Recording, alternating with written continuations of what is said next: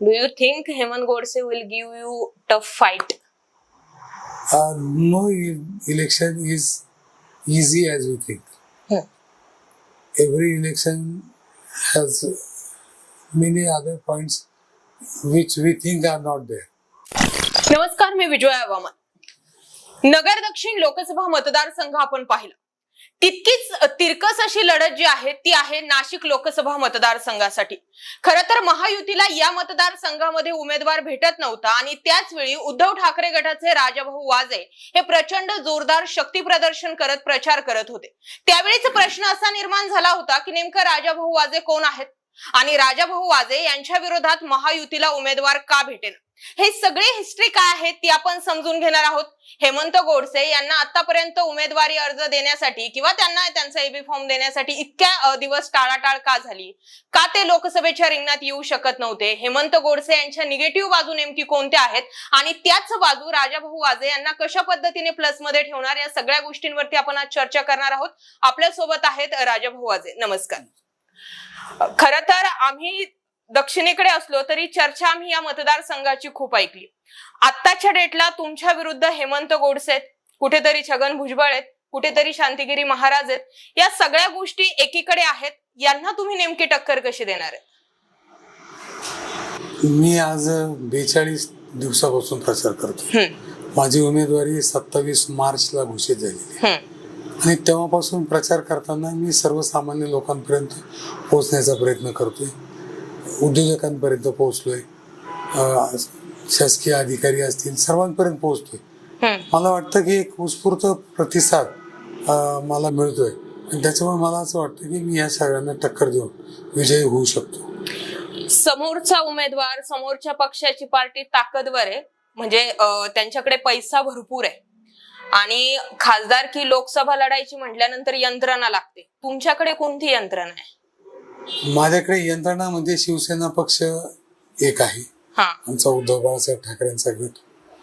त्याचबरोबर महाविकास आघाडीचे जे घटक पक्ष आहेत त्याच्यात राष्ट्रवादी काँग्रेस आदरणीय शरदचंद्रजी पवार गट असेल, इंदिरा काँग्रेस जो आपण म्हणतो काँग्रेस पक्ष आहे, आम आदमी पक्षाचे लोक फिरतायत, शेतकरी कामगार पक्षाचे लोक फिरतायत, कम्युनिस्ट पक्षाच्या लोकांनी सीबीआयनी पाठिंबा दिलाय आणि हे सर्व मला असं वाटतं की हे सर्व मला विजयापर्यंत घेऊन जाते.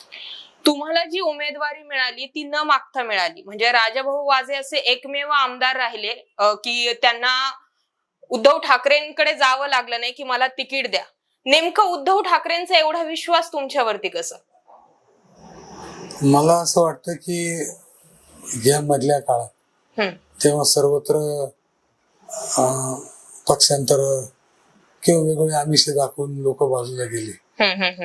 त्यावेळी मी ठामपणे शिवसेनेत राहिलो. मला वाटतं त्याच्यामुळे मला त्यांनी दिलं असेल. पण जे फुटले त्यांना 50 खोके वगैरे भेटले, तुम्हाला पोहोचले असते ना, तुम्ही का नाही फुटले? आता निष्ठेला काहीतरी किंमत आहे, मला काहीतरी किंमत आहे असं मला वाटतं. मी नाही गेलो, माझी भावना नव्हती. कारण मी जेव्हा 14 साली मला आदरणीय उद्धवजींनी बोलवलं होतं आणि मला त्यांनी तिकीट दिलं, एबी फॉर्म दिला विधानसभेच्या निवडणुकीचा, तेव्हा फॉर्म देताना ते मला सहज म्हटले की तुम्ही किती दिवस शिवसेनेत राहाल. तेव्हा मी त्यांना सांगितलं होतं की जोपर्यंत तुम्ही आहे तोपर्यंत मी आहे. आणि म्हणून मला वाटतं की तो शब्द खरा करून दाखवायची जबाबदारी माझी होती. मी ती करून दाखवली. एकनिष्ठतेला आजही किंमत आहे आणि असे शिवसैनिक आजही उद्धव ठाकरे गटामध्ये आहे, हे ऐकूनही विशेष वाटलं. चर्चा तुमच्या राहणीमानाची झाली. साधी मफलर, पायजमा, शर्ट घातलेला व्यक्ती काय संसदेमध्ये भाषण करणारे, काय बोलणारे, याही मुद्द्यांची चर्चा होते. त्यावेळी तुम्हाला काय वाटतं, ग्रामीण भागातील एखादा व्यक्ती संसदेपर्यंत पोहोचू शकतो की ह्या निव्वळ बोलायच्या गप्पा झाल्या? मला तो माझ्यावर किंवा ग्रामीण भागावर अन्याय झाला वाटतो, खास करून माझ्यावर. कारण मला नेहमीच, मी ज्या दिवशी उमेदवारी मला जाहीर झाली त्या दिवसापासून रोज कोणी ना कोणी त्या बाबतीत टोकतं आणि कोणीतरी बोलतं. मला असं वाटतं की आजपर्यंत कोणत्याही उमेदवाराला तो ग्रामीण भागातला आहे की शहरी भागातला आहे, त्याला इंग्लिश येतं काय येत नाही याबद्दल कधीच चर्चा झाली नाही. बरोबर. केवळ ते सुटाबुटात राहतात म्हणून का काय मला माहित नाही. परंतु माझ्या बाबतीत माझी उमेदवारी जाहीर झाल्यापासून ती एक वेगळी चर्चा समाज माध्यमांमध्ये चालू झाली आणि मला असं वाटतं की ती अन्यायकारक आहे. मला विचारलं तर मी सांगितलं, जर मी शहरात राहायला आलो, मी जर हुशार ठरणार असो तर मी भाड्याने एखादी जागा घेऊन शहरात राहायला येतो, मी लगेच खासदार होऊ शकतो का त्याच्या? शहरात आलो ना मी. बरोबर. परंतु तसं नाहीये ते. ही एक मला असं वाटतं की कॉन्स्पिरसी आहे. माझ्यावर आरोप करायला, माझ्यावर टीका करायला जागा सापडत नाही म्हणून हा एक प्लॅन आहे. प्लॅन बी असेल त्यांचा, त्याच्यावरती बोलतायत. आणि आज जर आपण पाहिलं की आपण सुशिक्षित आहोत, जनता सुशिक्षित आहे, आपण टीव्ही पाहतो, संसदेतलं कामकाज पाहतो, तामिळनाडूतला खासदार तामिळमध्ये बोलतो, केरळातला खासदार त्याच्या भाषेत बोलतो, कर्नाटकला कानडीत बोलतो आणि ते सगळं त्याचं ट्रान्सलेशन ज्याला त्याला जसं पाहिजे तसं ऐकू येतं. हे जे सगळी यंत्रणा संसदेत आहे, तर माझ्या इंग्लिश बोलण्यावर का चर्चा होती मला समजत नाही. मी बोलेल का नाही याची काय चर्चा होती? मला आजपर्यंत न उमजलेलं खोडं येते. आणि आजपर्यंतचे कोणते कोणते खासदार किती किती बोलले आणि किती किती शिकलेले याच्यावर चर्चा व्हायला पाहिजे. मग मला टीका टिप्पणी कोणावर करायची नाही.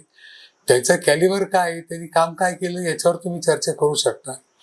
माझा जर ट्रॅक रेकॉर्ड विधानसभेतलं चेक केलं तर तुम्हाला समजेल मी विविध विषयांवर चर्चेत भाग घेतलेला आहे, कायदे बनवताना मी भाग घेतलेला आहे. आणि म्हणून मला माझा अभ्यास आहे, मला काम करण्याची एक प्रचंड इच्छाशक्ती आहे, शिकायची इच्छाशक्ती आहे. आणि म्हणून मला असं वाटतं की मी जर लोकांनी मला संधी दिली तर एक चांगला संसदपटू म्हणून माझं नाव होऊ शकतं. बरोबर आहे. इंग्लिश मॅटर करत नाही, पण इंग्लिश वरून जो विषय तो आम्ही तुमची इंग्लिशही ऐकली म्हणून एकच प्रश्न तुम्हाला इंग्लिश मध्ये टाकते. Do you think Hemant Godse will give you tough fight? No election is easy as we think. Every election has many other points which we think are not there, and therefore I don't take any person as granted, and therefore I think this is a fight and I'll fight it till the end. Chhagan भुजबळांचा role ह्या election साठी किती matter करेल? तर अजूनपर्यंत मला तर काही समजलेलं नाही. बरं. परंतु ते उमेदवार होते, त्यांची उमेदवारी त्यांनी माघारी घेतली आणि अजून तर मतदारसंघात तसं काही समजत नाही. सगळे आता आपली विरोधक येणार त्यांनीच मी सगळ्यांकडे पाहतोय. पण मला आज तर काही सांगता येणार नाही. त्यांच्या मागे बरेचसे लोक आहेत, ते काय करणार आहेत त्याची अजूनपर्यंत मला दिशा किंवा माझ्या लक्षात आलेली नाही. मराठा आरक्षणाचा जो मुद्दा आहे, म्हणजे मराठा आरक्षणाच्या मुद्द्यामुळे छगन भुजबळांना त्यांना रिंगणात उतरता आलं नाही, हा जो त्यांच्यावरती समजा झालेला आरोप आहे, तुम्हाला काय वाटतं नाशिकामध्ये मराठा आरक्षणाचा किती इम्पॅक्ट होऊ शकतो? नाही, मराठा आरक्षणाचा इम्पॅक्ट सर्वत्र आहेच, पण मराठवाड्यात जेवढा आहे तेवढा नाशिकात राहील असं मला वाटत नाही. परंतु सर्वत्र चर्चा नेमकी होत असते. मतदार काय करेल हे सांगता येणार नाही, परंतु चर्चा ही आहे. चर्चा आहे. आम्ही ज्यावेळेस तुमची ओव्हरऑल बायोग्राफी बघितली किंवा सगळी जी माहिती आहे ती बघितली, तुम्ही तुमच्या आमदारकीच्या काळात जो तुम्हाला पगार यायचा तो तुम्ही एमपीएससी युपीएससी चे जे मुलं आहेत त्यांच्या समजा स्पर्धा परीक्षांसाठी किंवा ते उभं करण्यासाठी तो खर्च करायचे. म्हणजे असं का जेव्हा आमदार खासदार त्यांचे पगार येतात त्या प्रॉपर्टी त्यांची वाढवत चालतात, तुम्ही इकडे पैसा खर्च केला? पगाराचा खूप मिळतो असं लोकांचा समज असला तरी त्याच्यात भट्टी अधिक असतात. पीएला देण्याच्या गोष्टी किंवा कॉम्प्युटर चालवायला, टेलिफोनचं बिल द्यायला, याचे खर्च आमदार झाल्यानंतर वाढतात. याच्यासाठी भत्ते वेगवेगळे मिळतात. पगार हा एक वेगळा पार्ट आहे. आणि मी एक ठरवलं होतं की आपण काहीतरी समाजासाठी केलं पाहिजे, हे मी करतच होतो. परंतु काहीतरी त्याला बेस मिळाला पाहिजे. माझी इच्छा होती एमपीएससीची परीक्षा द्यावी म्हणून, परंतु मला देता नाही आली. काही कारणांमुळे नाही देता आली. माझ्यावर काही जबाबदाऱ्या पडल्या, कुटुंबाच्या असतील, समाजाच्या असतील, त्याच्यामुळे मी करू शकलो नाही. परंतु कुणाच्या तरी डोळ्यात मी ते स्वप्न पाहण्याचं प्रयत्न. आणि त्यासाठी तुम्ही मुलांना एकंदरीत जर आताची सगळी ओव्हरऑल लढत बघितली तर सगळेजण फक्त आरोप प्रत्यारोपांच्या ज्या फैरी लढतात त्याच्यामध्ये सगळं सुरू आहे. विकासाच्या व्हिजनवर बोलत नाही. उद्या जर नाशिककरांना तुम्हाला 5 वर्षांसाठी खासदार म्हणून संधी द्यायची जर ठरली तर तुमचं व्हिजन काय असणार आहे? काय माहितीये का, मी आमदार असताना सुद्धा जे बोलत होतो तेच आज मी बोलतोय. मी एक निवडणूक हारलो, त्याचे कारण मी माझं हे बोलणं काही प्रमाणात होतं हे मला माहित होतं, परंतु तरी सुद्धा एक सामाजिक भान ठेवून मी कार्य केलं. त्याचं कारण असं आहे की मी सामाजिक भूषेतून तयार झालेला कार्यकर्ता आहे. राजकीय भूषेतून तयार झालेले कार्यकर्ते राजकारणाचं आपल्याला याच्यातून काय मिळणार आहे, आपला फायदा किती तोटा किती हे पाहतात. आणि माझ्यासारखा एक कार्यकर्ता सामाजिक काम करून पुढे आलेला कार्यकर्ता आहे. लोकांची भावना झाली म्हणून लोकांनी मला बळजबरी उभं केलं विधानसभेसाठी आणि लोकांनी मला निवडून आणलं. त्याच्यामुळे ती जी सामाजिक भावना आहे ती सामाजिक भावना विसरून चालत नाही. आणि म्हणून जे काही करायचं ते सामाजिक भावनेने करायचं हे माझं धोरण आहे. विजन जर म्हटले तर प्रत्येकजण काय दाखवतो की मी इतके कोटी रुपयाचे विकास कामं केले. हा एक सर्वसामान्यपणे विकासाचा एक क्रायटेरिया आहे. परंतु माझं वेगळं थोडं मत आहे त्याच्यात की जे सर्वसामान्य लोकांना पाहिजे ते काम आपण केलं पाहिजे. पहिली गोष्ट, नाशिकमध्ये जर आपण पाहिलं तर गोदावरीचं प्रदूषण हा एक महत्वाचा विषय. आज सातपूर आंबड MIDC असल्यामुळे नाशिक विकास झाला किंवा नाशिक मोठं झालं किंवा आज सातपूर आंबडमुळे नाशिक ओळखलं जातं. परंतु नाशिकची मूळ ओळख त्या गोदावरीमुळे आहे. बरोबर. ज्याला आपण आता धार्मिकतेमुळे लोक इथे येत होते आणि आता नवीन एक संकल्पना निघाली, धार्मिक पर्यटन. लोक आता पर्यटन म्हणून धार्मिक ठिकाणी जातात. तर नाशिकमध्ये गोदावरी हे धार्मिक पर्यटनाचं मूळ जागा आहे. प्रदूषण इतकं भयानक आहे की पाणविली असतील, घाण पाणी, गटारीचं पाणी, हे सगळं नाशिकचं गोदावरीत येणं असेल, वेगवेगळे आश्वासनं असतील, परंतु गोदावरीचं शुद्धीकरण काय अजूनपर्यंत झालेलं नाही. घोषणा बऱ्याच झालेल्या आहेत. त्याबाबत नक्कीच विचार केला पाहिजे. नुसतंच गोदावरीचं प्रदूषण नाही, एकूण प्रदूषणाच्या बाबतीत थोडं हिरवळ दिसली पाहिजे, हरित दिसलं पाहिजे, तसं सुद्धा काम व्हायला पाहिजे. महत्वाचं म्हणजे आंबड सातपूर मी जो विषय पूर्वी मांडला तो सुद्धा अतिशय महत्वाचा आहे. तिथले जवळपास 60 ते 65% युनिट हे बंद किंवा आजारी अवस्थेत आहेत.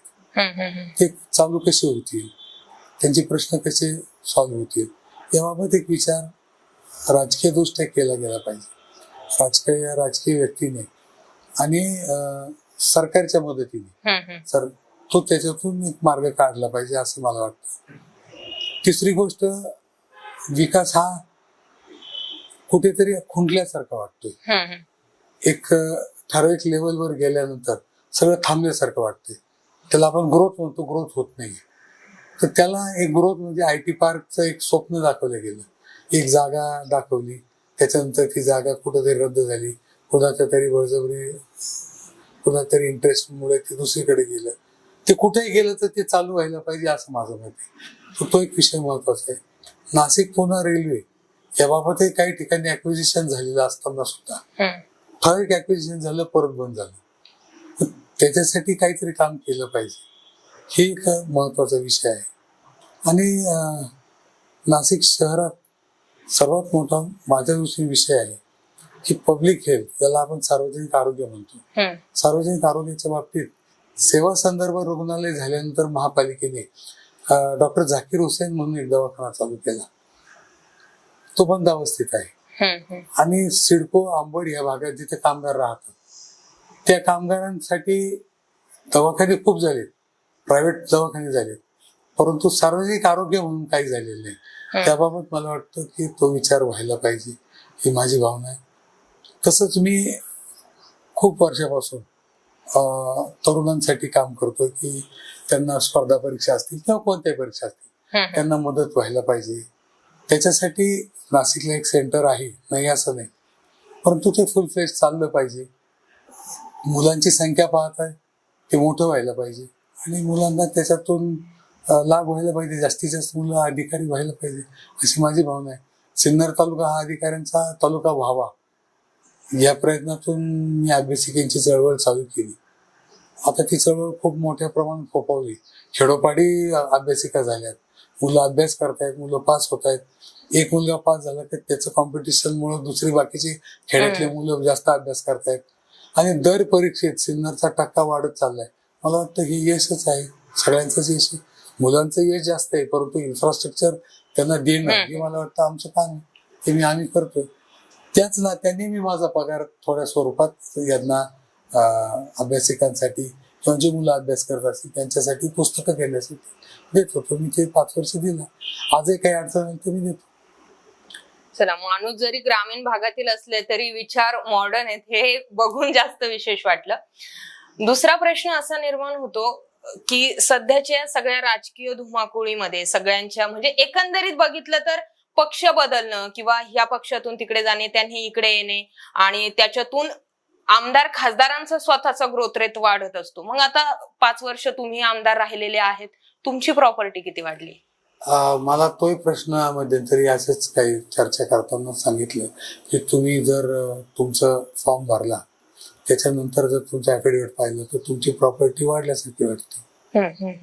तर मी त्यांना सरळ सरळ सांगितलं माझी प्रॉपर्टी वाढलेली नाहीये, तिचं व्हॅल्युएशन वाढलेलं आहे. बरोबर, माझी प्रॉपर्टी 1 रुपयाने वाढली नाही, उलट माझी काही प्रॉपर्टी कमी झालेली आहे. परंतु माझी प्रॉपर्टी कमी झालेली आहे, माझं कर्ज वाढलेलं आहे आणि जे वाढलेलं दिसतंय ते जे व्हॅल्युएशन वाढलेलं आहे त्याच्यामुळे ते मोठं जास्त दिसतंय. माझी प्रॉपर्टी काही वाढलेली नाही. बरं, म्हणजे अगोदर जी जागा होती ती जागा पुढे 5 वर्षांनी त्याची किंमत वाढते, तशातला तो भाग झाला. तुमचा जनसंपर्क स्ट्रॉंग आहे, म्हणजे इझिली तुम्ही लोकांसाठी अवेलेबल होतात. आता उद्या तुम्ही जर खासदार झाले आणि तुम्ही जर बिझी भेटले लोकांना तर कसं, म्हणजे मॅनेजमेंट कशी करणार? नाही, आता मॅनेजमेंट कशी करणार म्हणजे जो वेळ लोकप्रतिनिधी म्हणून द्यावा लागतो तो द्यावाच लागतो. नाही, आम्ही कसं ऐकतो तो सोडून बाकीचा वेळ मी लोकांसाठी देणार आहे. मी आमदार असताना माझं ट्रॅक रेकॉर्ड जर तुम्ही चेक केलं तर 100% विधानसभेत हाजरी माझी होती. बरं, पण तरी मी लोकांपासून दूर नाही गेलो. जे काम, कोणतीही मिटिंग, जी कोणती शासकीय मिटिंग असेल एकही मिटिंग मी टाळलेली नाही. आणि मग मी मिटिंग टाळलेली नाहीये, मी विधानसभेचं अधिवेशन टाळलेलं नाहीये, मी जे कमिटीचे दौरे होते ते टाळलेले नाहीये. तरी सुद्धा जनसंपर्क म्हणजे मी माझी वेळ मी लोकांना देतोय ना. मी मुंबईला जात होतो, 1 दिवस जात होतो, मी लोकांची कामं करत होतो, मी मुक्काम करत नव्हतो. फक्त अधिवेशन काळात मी मुक्काम करत होतो. आता जरी दिल्लीला समजा जर लोकांच्या आशीर्वादाने गेलो तर जे शासकीय काम ज्याच्यासाठी मी निवडलं गेलेले ते करून मी लोकांशी संपर्क ठेवू शकतो. आम्ही आता असं ऐकतो, आम्ही बऱ्याचशा उमेदवारांसोबत बोलतो की एकदा खासदार झालं त्यांचं काय काम इकडे राहत नाही, त्यांचं काम दिल्लीत असतं सगळं. म्हणजे हे फक्त सांगितलं जातं की रिअल फॅक्ट आहे हे तर माहित नाही. आणि तुम्ही इझिली फोन घेतात, म्हणजे तुम्हाला पीए किती आहेत? एक होता, मी आमदार असताना होता पीए, आता पीए पण नाही. म्हणजे एवढं साधं सुधेपणा खरंच पुढे काही जास्त पाहायला भेटत नाही. तुमचं विजन समजून घेतलं, एकंदरीत विकास कामांचा सगळा आढावा समजून घेतला. पण या फोडाफोडीच्या राजकारणामध्ये भविष्यात सुद्धा राजाभाऊ आज हे उद्धव ठाकरेंसोबत एकनिष्ठ राहतील की भविष्यात जसे वाऱ्याची दिशा असेल त्या प्रवाहासोबत वाहतील? मी चुकूनही तो विचार आजपर्यंत केलेला नाही आणि मला असं वाटतं की होणार सुद्धा. कारण हेमंत गोडसे आणि तुम्ही एकाच पक्षाचे 2 पाळीमुळे झालेले आहेत. आता हे संजय राऊत इथेच येऊन म्हटले होते की आम्हाला आमच्या निष्ठावंत उमेदवाराच्या विरोधात गद्दार उमेदवार हवाय. आता हे निष्ठावंत वर्सेस गद्दार असं सुरू झालंय. फक्त भविष्यात निष्ठावंतच राहायला पाहिजे, असं होईल का?